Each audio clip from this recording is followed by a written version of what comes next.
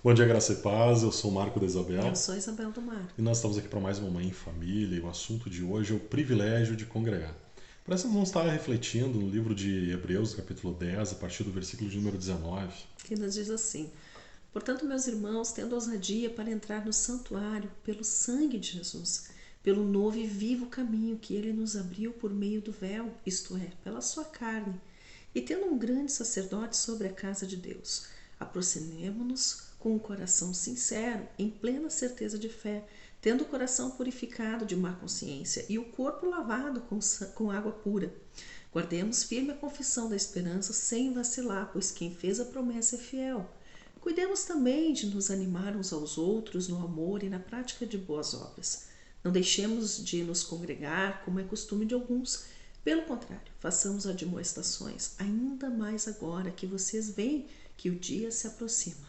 Então, se nós pararmos para refletir nesse texto aqui, nós vemos que nós temos um grande privilégio individualmente de podermos chegar diante de Deus, de sermos escutados por Deus, de termos acesso direto a Deus, de podermos ter intimidade com o Pai. Isso é um grande privilégio que Jesus conquistou para cada um de nós. Mas nós temos algo além desse privilégio de poder estar individualmente na presença de Deus, nós temos algo também muito importante que é nós podemos, como família, estar nos reunindo para buscar a presença de Deus. Com marido e mulher, coisa boa a gente poder estar orando junto.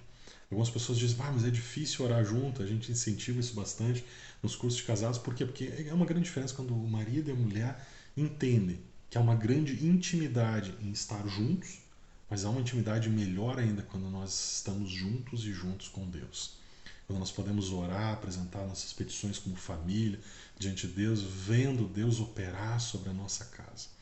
Temos uma outra coisa muito importante que é podermos trazer os nossos filhos para esse convívio, eles verem o nosso posicionamento de estarmos orando, buscando direção de Deus, buscando o que nós precisamos. A palavra nos diz que para nos apresentarmos as nossas petições diante de Deus, e quando nossos filhos veem que nós apresentamos as nossas petições, que Deus nos alcança com as suas bênçãos, com o seu favor, Eles aprendem eles de quem a gente depende, né? exatamente eles vão vendo esse convívio, essa intimidade nossa com o Pai e vão desenvolvendo a própria intimidade de cada um deles. Isso é importante, isso é muito importante, isso é bom, isso é muito bom. Mas tem algo além que é quando nós chegamos lá no versículo 24 e 25 de Hebreus 10 que diz assim: cuidemos também de nos animar uns aos outros no amor e na prática de boas obras. Isso vale para dentro da nossa casa? Vale para dentro da nossa casa, mas vale também para o nosso convívio como comunidade, vale também para o nosso convívio como igreja. A importância de nós estarmos congregando, como diz lá no 25, não deixemos de nos congregar como é costume de alguns. Pelo contrário, façamos admoestações, ainda mais agora que vocês veem que o dia se aproxima. Ou seja, a volta de Jesus se aproxima? Sim, os sinais estão claros aí. Vai ser daqui a um ano, vai ser daqui a um minuto, vai ser daqui a 10 anos, vai ser daqui a 1000 anos? Não sei, não tem como dizer. Mas que os sinais estão cada vez mais claros, estão cada vez mais claros. E nós temos esse alerta para esse tempo que nós precisamos estar congregando. Infelizmente, muitas pessoas olham para o conceito igreja, para esse conceito comunidade, as dificuldades de viver em comunidade. Talvez você dentro do teu trabalho tenha pessoas que sejam de difícil relacionamento. Talvez dentro de um clube social que você frequente, de um CTG, de alguma coisa, você tenha pessoas que são difíceis de conviver. Do mesmo modo, nós como comunidade, como igreja, nós vamos ter pessoas que têm as suas limitações, assim como cada um de nós tem limitações. E nós precisamos aprender a viver diante dessas limitações, mas nós somos chamados a mais do que isso, porque quando você está dentro do teu trabalho, quando você está dentro de um clube e você não tem o conhecimento da palavra, você simplesmente vai se afastar daquela pessoa. Não, dentro da igreja nós temos um chamado como cristãos de edificarmos uns aos outros. Cuidemos também de nos animar uns aos outros no amor e na prática de boas obras. Nós somos chamados por Deus a estarmos auxiliando nesse processo, assim como nós somos auxiliados pelo convívio dos nossos irmãos. Talvez eu não consiga enxergar muitos defeitos que eu tenho, talvez a Isabel não consiga enxergar muitos defeitos que ela tem, porque a gente tem normalmente como seres humanos mais facilidade de ver o defeito dos outros do que o nosso próprio. Mas é nesse conviver diário que um vai admoestando o outro, um vai incentivando Moldando, o né? outro, moldando o outro para estar mais de acordo com a vontade de Deus. Se preparando para o quê? Para a volta de Jesus. Então a gente tem que entender que o convívio em comunidade, né, sempre vai gerar algum tipo de atrito. Isso não é pertinente só da igreja, isso é pertinente dos seres humanos, né? Toda vez que tem um ajuntamento de pessoas, vai ter pessoas com opiniões diferentes, vai ter que haver aceitação, vai ter que haver respeito, isso vai acontecer em todos os lugares, né? Só que o que acontece? Às vezes as pessoas preferem deixar de conviver quando encontram defeitos. Mas não é isso que a palavra nos instrui.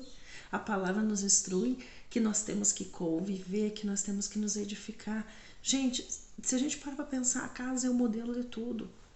Hoje muitas famílias se desfazem porque as pessoas não conseguem lidar com as diferenças. Mas o plano de Deus é justamente o ser humano saber lidar com as diferenças, é saber ter aceitação. Pensa bem, Deus nos aceitou com os nossos defeitos. E vamos e viemos, nós sabemos que nós temos muito defeito. E Deus nos aceitou com os nossos defeitos. Deus aceita que a gente chegue na presença dele com os nossos defeitos, claro, porque o sangue de Jesus nos purifica de todo pecado, porque Deus é santo e ele não convive com o pecado. Se nós podemos chegar até, Jesus, até o Senhor, é porque Jesus fez o sacrifício perfeito por nós, né? Mas nós temos falhas e Deus nos aceita. E a gente muitas vezes não quer aceitar a falha um do outro. Só que a falha um do outro é o que nos molda, né? A falha do Marco é o que faz a Isabel ser melhor. A falha da Isabel é o que faz o Marco ser melhor. Por quê? Porque a gente vai ser melhor para conviver.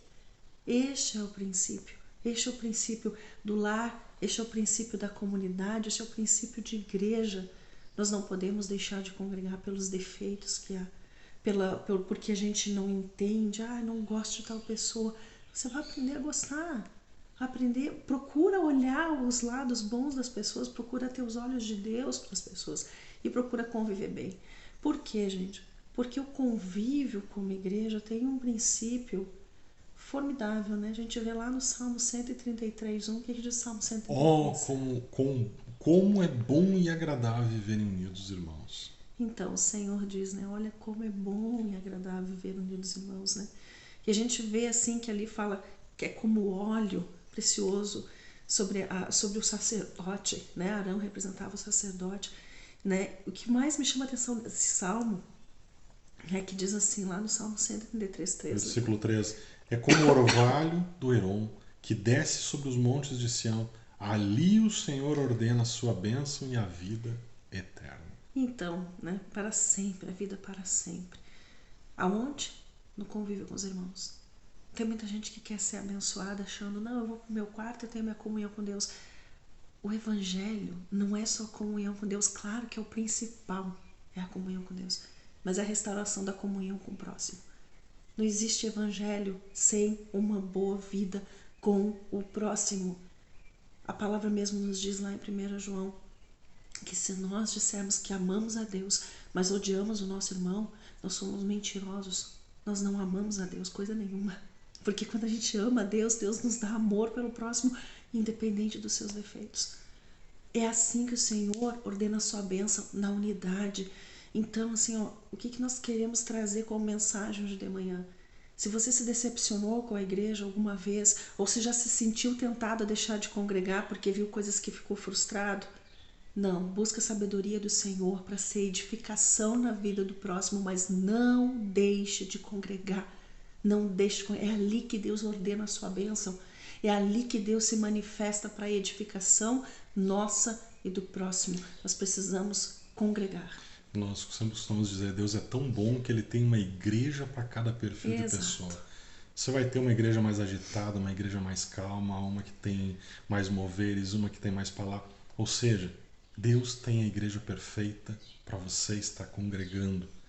Com defeitos? Com defeitos. Mas ela é perfeita para você estar lá, porque a visão de Deus é que você esteja igrejado, que você esteja em comunidade, que você seja igreja, que você edifique a vida dos teus irmãos e seja edificado por eles com muita humildade e com muita misericórdia. Lembre sempre, os erros e as falhas são pertinentes do ser humano, não da igreja.